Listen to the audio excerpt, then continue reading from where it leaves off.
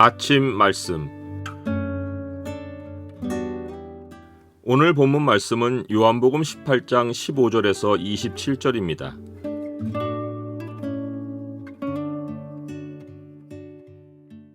오늘 본문을 죄의 창으로 보면 우리가 어떤 상황에서 죄를 짓는지가 보입니다. 죄의 창을 보여주는 구절은 18장 26절과 27절입니다. 대제사장의 종 하나는 베드로에게 귀를 잘린 사람의 친척이라 이르되 내가 그 사람과 함께 동산에 있는 것을 내가 보지 아니하였느냐? 이에 베드로가 또 부인하니 곧 닭이 울더라.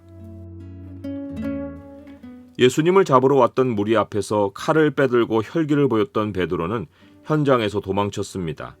다른 제자들은 아예 현장을 벗어나 멀리 달아났고 베드로와 다른 제자 한 사람 곧 요한은 현장만 벗어나고 먼 발치에서 진행되는 일을 지켜보며 주님 뒤를 따라갔습니다.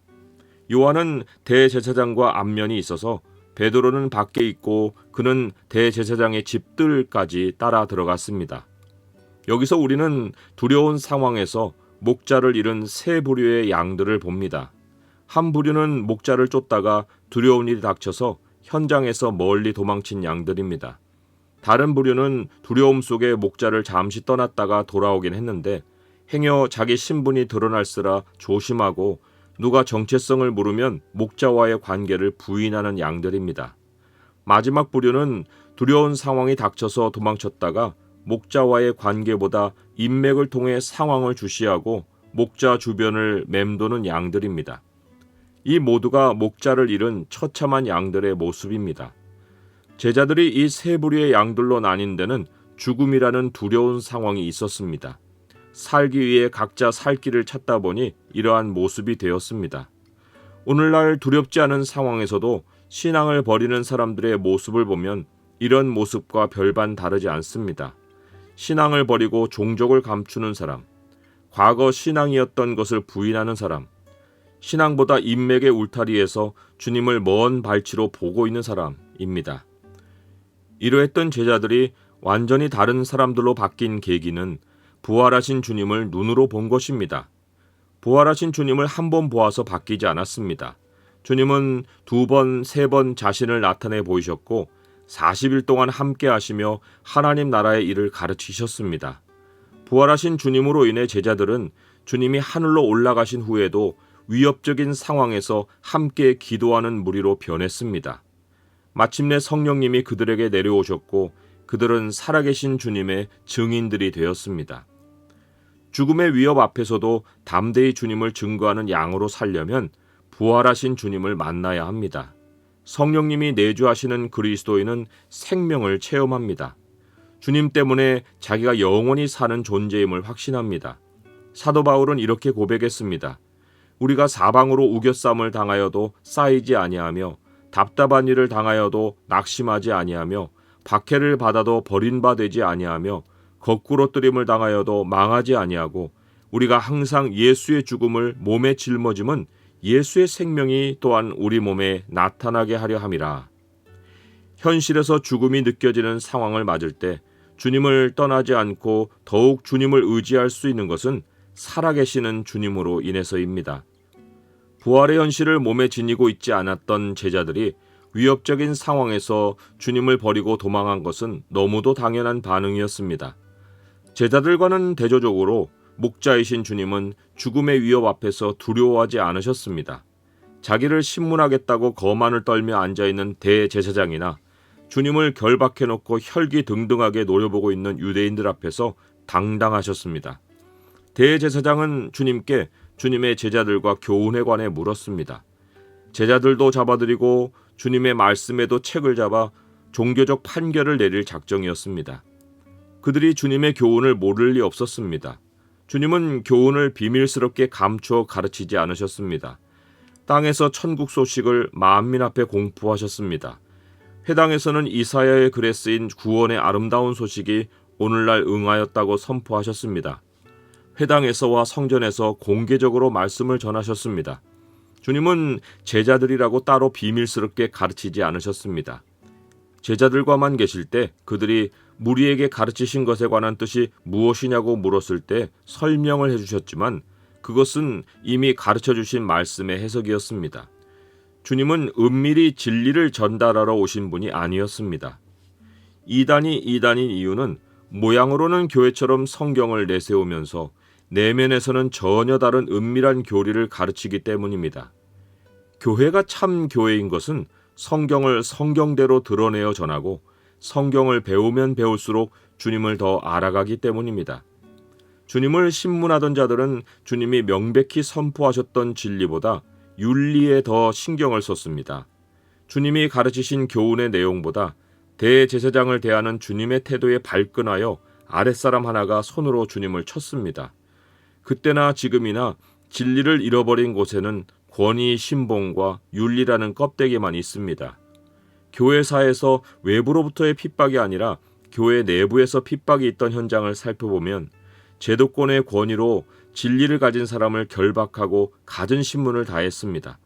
권위와 예식과 윤리가 진리를 짓밟았습니다. 그런 권위자들은 스스로 진리 앞에서 자기를 살피는 일은 하지 않았습니다. 주님이 계셔야 할 자리에 사람 권세자가 앉아서 진리를 판단했습니다. 주님이 이렇게 신문을 당하시는 동안 베드로는 대제사장의 문 밖에 서 있었습니다. 대제사장을 아는 요한이 안에 들어갔다가 다시 나가서 문 지키는 여자에게 말해서 베드로를 안으로 데리고 왔습니다. 그 여종이 베드로에게 너도 이 사람의 제자 중 하나가 아니냐고 물었습니다. 너도라는 말을 한 것을 보면 그 여종은 요한이 주님의 제자인 것을 알고 베드로도 제자냐고 물은 것입니다. 무슨 악한 뜻을 품거나 고발할 의도가 아니었습니다. 그랬다면 벌써 요한을 대제사장에게 고발했을 것입니다. 그런데 베드로는 나는 아니라고 했습니다. 그는 추위 탓에 불을 쬐고 있던 사람들 곁에서 함께 서 있다가 사람들이 너도 그 제자 중 하나가 아니냐라고 말하자 부인했습니다. 여기서도 너도라고 했습니다. 베드로에게 귀를 잘린 사람의 친척이 내가 동산에서 당신을 본 거 아니냐고 하자 또 부인했고 곧 닭이 울었습니다. 여기서 보듯이 베드로가 주님의 제자여서 위협적인 상황을 맞은 것이 아닙니다. 그가 일전에 내가 주와 함께 죽을지언정 주를 부인하지 않겠나이다 하고 힘있게 장담했었는데 그래서 동산에서 칼까지 휘둘렀는데 그랬던 자기가 주님을 버리고 도망쳤다는 사실에 자기가 주님을 안다고 말하기가 너무 부끄럽고 면목이 없었던 것입니다. 주님은 이 상황을 내다보셨지만 베드로는 자기가 그럴 수 있었다는 것이 스스로 믿겨지지도 않고 받아들이기도 힘들었습니다. 자기가 주님을 안다고 말하는 것이 너무도 괴로워서 주님을 3번이나 부인한 것입니다. 사람이 무엇을 할 수 있다고 장담하면 스스로 무너집니다. 주님은 섰다 하는 자는 넘어질까 조심하라고 경고하셨습니다. 주님은 일찌감치 베드로에게 이렇게 말씀하셨습니다. 내가 너를 위하여 내 믿음이 떨어지지 않기를 기도하였노니 너는 돌이킨 후에 내 형제를 굳게 하라. 우리 믿음이 유지되려면 주님이 우리를 위해 기도해 주셔야 합니다. 우리가 주님을 위해 무엇을 할 수 있다고 장담하지 말고 정말 주님을 위한다면 우리의 노력이 형제 자매를 굳게 해주는 일로 향해야 합니다.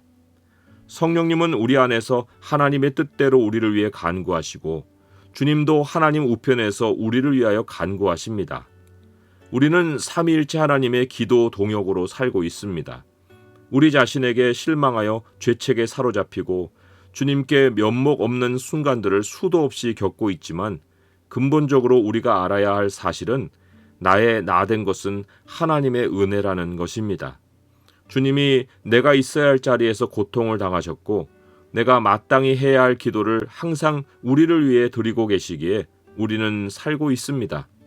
더는 주님 주변을 맴돌지 말고 주님께 가까이 나아가야 합니다. 나의 열심과 결심을 내려놓고 주님 약속을 붙들어야 합니다. 우리는 주님이 목숨값을 치르고 얻으신 주님의 양들입니다. 그러하니 내가 부족한 것을 주목하기보다 주님이 이루신 것을 생각합시다. 주님께 무한 감사하며 목자가 계신 곳에서 우리도 함께 있어 살아갑시다.